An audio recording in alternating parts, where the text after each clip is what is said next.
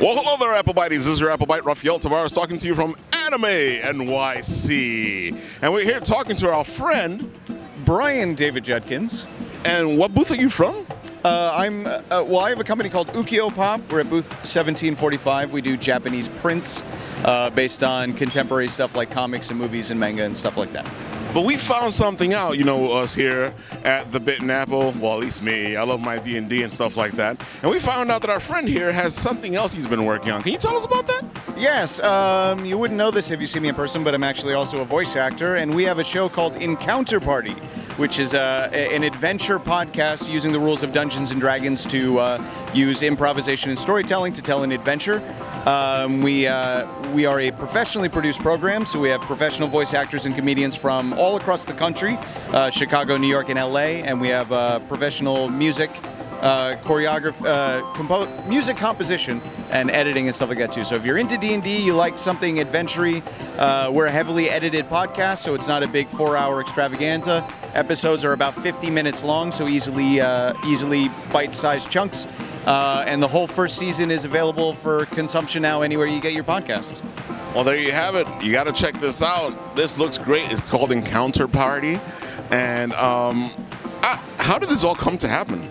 I think thanks to some other programs, it became known that as gaming entertainment grew, narrative-based entertainment is usually going to win out over anything else. So I think streaming gave way. Podcasts are growing as a media right now, and D&D podcasts became a thing. My producer and I sat down one day when we were kind of thinking about the idea. We thought we had a way to do it better than what we've seen out, and that was by if we get some professionals together, get some professional sound engineers together and put a budget together, edit out all the sort of wasted time and table chatter, that we could produce a really exciting sort of high-octane adventure. And because our episodes are small enough to consume, you really don't want to miss it. If you like D&D, if you like gaming, you don't even have to know how to play because we take care of that for you. You aren't going to miss anything. It's just a really, really exciting adventure. Our first campaign actually takes place in Ravnica, so if you like Magic the Gathering, if you're into that, you'll experience D&D in a way you never have before, at least on a podcast. It's really great. Well, that's great, because some people are looking for a way to see if they like the game or not. I think this would be a perfect way to do that. Yeah, and it's because we have professional writers and everybody working on the program, it takes place more from a story aspect, so you're not necessarily there to listen to the players. You're there to listen to professionals, bring characters to life, have a fun, exciting story. The story itself kind of turns into a fantasy murder mystery, if that makes any sense, but more of like a mystery thriller, so it's not really a noir, it's sort of a more thrilling exposure. If you're not familiar with Ravnica, it's my personal favorite fantasy setting of all time. It's an amazing place to kind of come hang out with. And yeah, it really, we have a lot of listeners who don't play Magic, they don't play D&D, but they happen to know some of our performers from other shows. Some of the guys who do some TV work, some comedy work, and we have had a lot of reports that say that they don't know how to play, but that doesn't matter because they're still enjoying the show. And if you have any doubts, just go online and look at our reviews because they're absolutely through the roof. Well, that's a good sign. That means that you guys are consumable for the mass audience.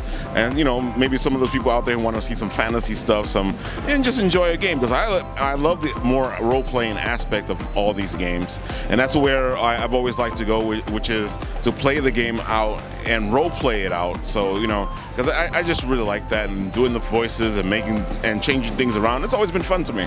We have some really, really exceptional voice talent that we managed to get a hold of. We have some people who are known within the comedy scene. We have some voice guys who do cartoons out in LA, and we all kind of congregated together to rip everything out. And I think we do a really, really good job of walking you through what's happening.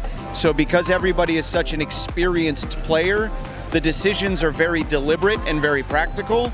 So you get a chance to see really seasoned players play in a way that might awaken your own play style in a way that helps you go, wow, I never really thought about that, because it's not a very straightforward, our players are very good at playing Dungeons and Dragons, so they're very, very good at understanding the game. So if you don't know the game, they will walk you through it by explaining what's happening in a way that you don't need to know. I mean, it's Dungeons and Dragons. Roll high, good things happen. Roll low, bad things happen. But we have an amazing sound engineer, so there's a lot of audio cues and sound effects that go in to help you understand positive and negative things that are happening with the story.